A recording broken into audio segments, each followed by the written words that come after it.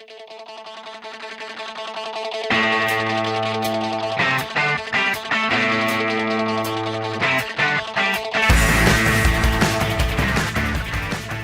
guys, Mr. Klein here with our lesson that is essentially one whole chapter in one lesson. So this lesson might be a little bit long, but it is going to be our starting point for our first of two chapters on the medieval period.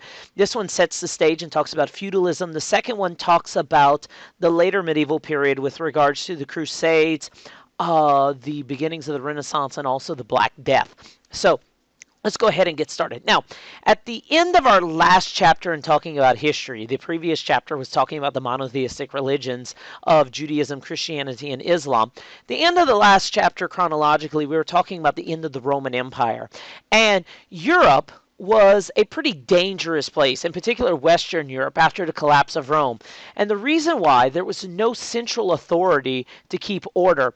The Roman Empire and their legions had gone, along with the collapse of the Western Roman Empire, and what was replaced with was a series of competing kingdoms arguing and fighting with each other.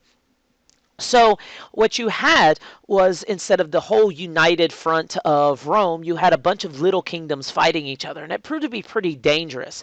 And this time of chaos and kind of collapse of civilization, whereas before you had civilization and cities and people doing things all the way until our concept of knights and castles and stuff, is a turning point in Western civilization, and it's the beginning of what we call the medieval period, or what we oftentimes call the Middle Ages. And the Middle Ages run for about 1,000 years. They started about AD 500. Generally, we call that about the time of the fall of Rome by Odoacer, and it goes until just about either the Renaissance or the Protestant Reformation, depending on which idea of history you talk about. So for essentially 1,000 years is the medieval period. And we have the early medieval period, which goes to around 1100 or 1200 at the beginning of the Crusades. And then the later medieval period, it goes from the Crusades until the end of it.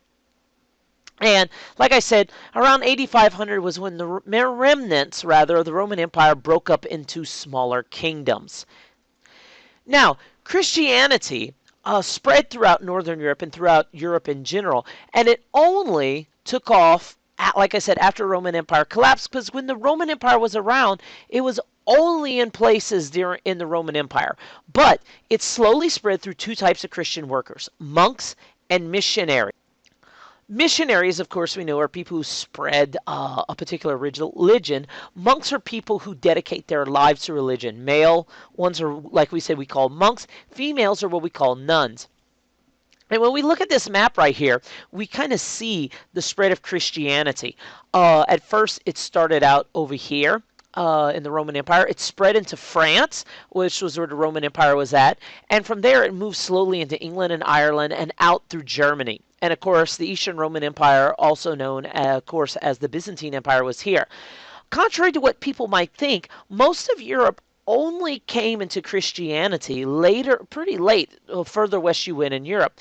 Whereas Rome, and to a lesser extent Spain, because the Muslims had conquest over here, we'll talk about that later, you had, slowly but surely, the spread of Christianity. For example, Hamburg was only in 834. Norway only became Christian around 1100. And in fact, the last holdouts of Christianity were, in fact, Lithuania, which is in modern-day Belarus, Poland, and, of course, Lithuania. And it was only in 600 years ago where they became Christianized. Like I said, and previously we talked about the Eastern Orthodox Church, that this area in Russia became a part of the Eastern Orthodox Church, mainly through missionaries around 1,000 years ago. So Christianity took a long time to spread, and the further you got away from Rome, in the north and east you went, the less Christianized it became. Now, at the beginning of the Middle Ages, a group of people from Germany known as the Franks invaded and took over Gaul. If you remember, part of the fall of the Roman Empire was because of people groups shifting from east to west. The Franks were one of them, and they were militarily the strongest. And they took over Gaul, which we know, of course, is the country of France. And that's kind of where we actually get the modern English name for France from the word Franks. Now, The ruler was a pagan. In other words, he wasn't Christian. His name was Clovis the First. In around 500 Christianity, he won a famous battle, and at the end of the battle, according to legend, the battle was closely fought, and his wife was a Christian, and he was on the verge of defeat. He asked God for help, and miraculously, the Franks won. And so, as a result of this, he converted to Christianity. And like I told you guys in class, when we talked about religion and kingdoms converted to Christianity, if the king converted to Christianity, whether everyone else wanted to or not, they all converted to Christianity, and they had to go to church too. And the Frankish kingdom grew and grew and grew, and it reached its height under the rule of a guy that we call Charlemagne. Now, Charlemagne is Latin for the name Charles the Great, and he ruled during the AD 700s. Now, if you know anything about genealogy, which is family trees and people who are your ancestors and stuff like that, chances are you have something saying that Charlemagne was one of your ancestors and you're probably a descendant of a king. Well, that's kind of true. Most people in Europe are actually related to Charlemagne, because he had a lot of wives and a lot of children. Well, actually one wife and had several children. But through the spread and intermarriage and stuff over the years, Charlemagne is an ancestor common to most people of European ancestry. So I hate to break it to you, most of us are descendants of a king, and I guess we could just all fight over his stuff. Anyway, during the AD 700s was the height of his reign. And if we look at this map right here, this is where the Franks kind of started, and they pushed into France, and they pushed further down. And through time, Charlemagne ended up taking over this empire, and he became the first of what we call the Holy Roman Emperor. In other words, he was considered to be the successor to the Western Roman Empire. And in this picture right here, this is where Charlemagne was crowned Holy Roman Emperor. He took the crown from the Pope, and he was named emperor on Christmas Day in the late 700s. And like I showed you on the map, the Frankish Empire ruled an area of France into Germany, Austria, Italy, and northern Spain. And the Franks took the fight to Muslim invaders right here in the form of the Spanish March right here. And slowly but surely, the successors to the Franks pushed out, along with the Spanish themselves, pushed out Islamic invaders, which we'll talk about that. Now, during the same time as Frankish rule, Europe suddenly had problems, mainly from the north of Europe. Fierce invaders known as the Vikings sailed from an area of northern Europe, what we call Scandinavia, to attack lands in northern Europe. Now, when we talk about Vikings, generally this is what we think of. Large, fat dude, red hair, beard, horned helmet, and a round shield. Well, the thing is, the Vikings didn't actually wear horns on their helmets. Instead, Vikings generally look like this. Yes, very violent people. For what we know, Vikings weren't really after land per se. They were after your stuff. And the Vikings would sail out on their ships. They would show up at your port without warning, attack, burn the place down, take some women, take your stuff, and leave it burning and run away. And the only way to stop them was to either pay them or defeat them. And the Frankish army could not stop the Vikings, mainly because their army was big and they were slow. And over the course of 300 years, the Vikings, starting out from here in Denmark, Sweden, and Norway, first attacked England, went and attacked France right here, and even attacked Russia and southern Italy. And they would just show up, they would attack, they would kill, take whatever they wanted and run away, and suddenly they were gone. They slowly settled this area called Normandy, where we get the word Norse, which is another word for Vikings. They settled in northern Germany, the area we call Prussia, and actually settlers settled all throughout Russia. And from there, Vikings, because of their ships, sailed out into the Atlantic Ocean. And actually, some of the first European settlements of North America were known as Vinland under Eric the Great. So these guys meant business. They were here to take your stuff. They were here to kill you. And of course, people who own land and own stuff did not like this. And the Franks couldn't stop the Vikings, so nobles began to defend themselves and defend their own lands, and they ended up ruling them as independent territories. According to them, if you couldn't trust the Frankish kings and the emperor to defend yourself from the Vikings, you just as soon done it yourself. And as a result, we saw, despite a brief unitedness of Europe, a brief union of Europe rather, under the Franks, it quickly fell apart. And that's what we're going to see throughout the medieval period, is that Europe, despite some people's best interests and best efforts, they could never unite Europe because the local kings and local rulers liked ruling and running their own stuff.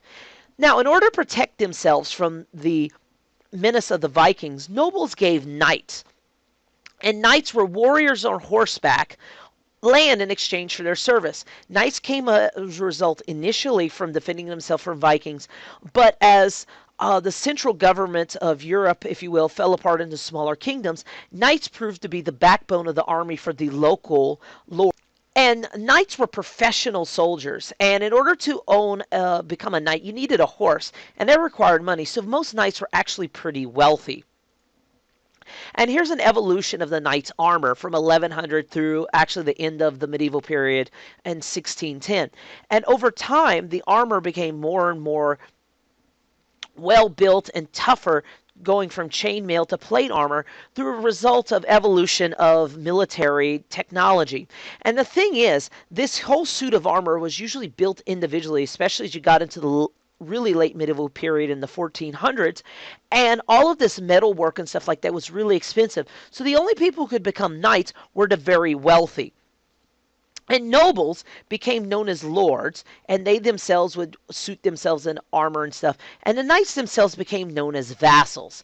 And the system that governed the relationship of promises between the lords and the vassals was what we call feudalism. And feudalism was not just a governmental system, it was also a social and economic system. And it ruled Western Europe essentially from the 900s to the 1500s. And what essentially happened was it was a system of promises where one side decided to promise the other. And here's the thing. So lords had to send help if an enemy attacked a vassal. So the relationship went both ways. If a vassal, a knight, his little manor was being attacked by a rival knight, the lord had to send help. And if the lord himself was unfair, the vassal could break all ties with him. And the idea of feudalism was that both people had to be people of honor and they had to be righteous and good Christians. Because like I said, Christianity spread throughout, and everything, in our next chapter we'll talk about the role of the Roman Catholic Church, but a brief spoiler, everything was controlled by the church. In fact, the Pope could kick you out and send you to hell if you did not obey him. And we'll talk about that later. And so the lords had to help the vassals, and the vassals had to help the lords. Like I just said, the vassal had to fight at a lord's command. So if the lord wanted to go fight a rival lord, the vassal would have to fight him. They also had to house or feed the lord if he visited. So if he showed up at your house, you had to take care of him and feed him, as well as pay him money to keep things going. So let's look at the good old social pyramid right here. And this is a kingdom going all the way down to the peasants. And this relationship was a series of agreements between both sides. At the top, you had the king. The king gave the land to the tenants-in-chief, which were the lords, who paid rent in the form of continuing loyalty and military support. If the king wanted to go to war, he called all the lords and said, bring your soldiers, including peasantry, and go and fight. Below him were the lords right here. They provided knights, and they provided the king with money, and so forth, as well as loyalty. Below the lords, they had vassals of their own. And these were the knights. They were supposed to guard and protect the lord, right here, and also protect the king. And like I just said about the church, you also had something similar, where you had priests and bishops right here. Lower bishops, they were the spiritual kind of lords, if you will, over the peasantry, and above them were usually members of the nobility who became archbishops and cardinals. And of course, at the top, the religious form of this pyramid was the Pope himself, but we'll get into this in the next chapter. At the below, and the vast majority, or about 90% of all people who lived in Europe, were peasants. Poor peasants who had no rights, which we'll get to a little bit more in a second. And simply put, life stunk if you were a peasant. And so let's go ahead and let's move forward in the history. And I didn't cover this page, so let's go on for this. Frankish knights spread feudalism into northern Italy, Spain, and Germany. And German knights themselves carried feudalism into Eastern Europe as it was slowly Christianized. Britain remained outside of the realm of feudalism until pretty late, until about 1100s, which we'll talk about the Magna Carta, that the English spirit of individualism kind of kept things going because it remained for so long. There was a French knight, a Norman knight by the name of William the Conqueror. He held a claim to the right of the throne of England, and he and his army of Norman knights invaded England in 1066. There they met Harold, who was in fact fighting with another guy named Harold with an A instead of an O in this guy, and they had the Battle of Hastings in 1066. It was a really important battle and brought England into Central Europe. In this battle, Harold got shot in the eye with an arrow and died during the battle, allowing William the Conqueror, this guy in the middle, to take over, bringing England into the more central role.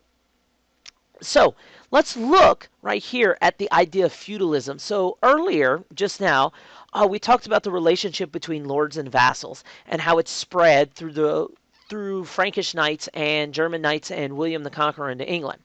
Now, an estate owned by a knight or a lord was what we call a manor.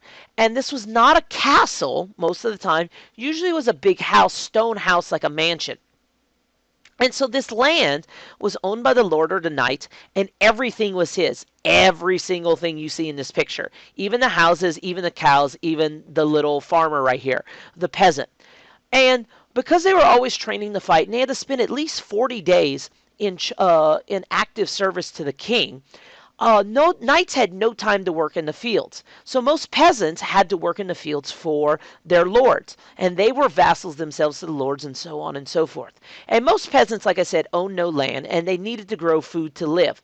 So instead of having people with all sorts of trades and things like that, in the Roman period, most people in Europe were just what we call sustenance farmers. They had to grow food themselves.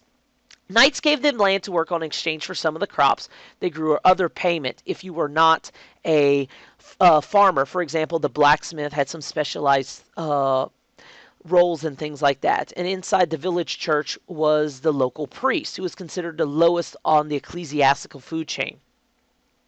The medieval term for a peasant who worked under this agreement of feudalism was called a serf, and they were essentially a slave. They had essentially no rights at all. Their children had to work on the same land that their parents did, and only if the knight died or there was some sort of disaster, these serfs right here had pretty much no rights at all. And from time to time, though, the peasants would rise up in revolt, but the knights would fight back and kill them, and as a result, few rights for serfs were taken away more and more, where they were essentially slaves. Women in general had fewer rights than men. Some played important roles in society. Usually they were women of noble birth. For example, Eleanor of Aquitaine, who was a French noblewoman who advised the king and held control and also swayed the Pope. Now, life pretty much stunk, like I just said, for the medieval peasant. And as time went on, slowly but surely, the feudalism broke apart, mainly because Europe was constantly at war. Most people lived in manors during the Middle Ages, forming the small communities. Their population slowly grew from the collapse and general disorder of the early medieval period, and the number of towns and cities grew. People could slowly but surely leave, especially in England and some larger cities in Europe. Did you see this, where people slowly started moving to cities? Two factors led to this. First off was the invention of the plow, and this is two ways to spell it. And the plow, of course, had been around for a while, but this plow, this modern metal plow, was invented during the medieval times and allowed for work to continue and farming to be way more efficient. Fewer people had to work on the farm, and because people were wandering around with nothing to do, they ended up moving to cities and finding work. And because it was easier to farm, people were able to have extra food to sell, which increased trade. And because people had extra food, if you remember from the agricultural revolution, populations increased. More people, more need for jobs, more economic growth. Eventually, trade led to the decline of feudalism due to people having more opportunities to make a living and people moving to the cities and making things on their own. And this really only started growing about the times of the Crusades in the 1200s. So, probably the longest video I have all year long. This one's going to weigh in at about 20 minutes or more, and I apologize if I bored you, but too bad. I went over 1,000 years of history pretty quickly. At the end of the Roman Empire, we had the beginning of the medieval period. There was chaos everywhere. Christianity slowly grew from the areas owned by the Romans. The first people group were the Franks. Their empire grew as a result of Clovis I converting to Christianity, and this guy Charlemagne becoming the first Holy Roman Emperor in the 700s. The Franks came around and they ruled for about 200 years afterward until these crazy guys, the Vikings, came from Scandinavia and started taking all their stuff and breaking it. The Franks couldn't respond, which led to the growth of the knight. The knight was an armored horseman that the Vikings could not take on, and because the Vikings were too busy running around Europe taking everybody's stuff, the central government of the Franks collapsed and we had the feudal system, which resulted in a series of promises between people higher up called lords and people lower down called vassals. Feudalism spread even to England through this guy by the name of William the Conqueror, and life in the medieval period generally revolved around this, what we call the manor, which was usually owned by a knight or higher up. The vast majority of people, around 90%, were medieval serfs. They were farmers and they had to grow food for their living and pretty much nothing more. Occasionally they would revolt, but they would end up getting killed. Slowly but surely, through after the year 1000, 1100s, and 1200s, the development of the plow allowed food surpluses to grow and the population to grow, and people started moving from the manor and these rural lifestyles into the cities, setting the stage for our next chapter when we talk about the Crusades. So, there you go. Huge, long lesson. As always, if you have any questions, please let me know, and thanks for watching.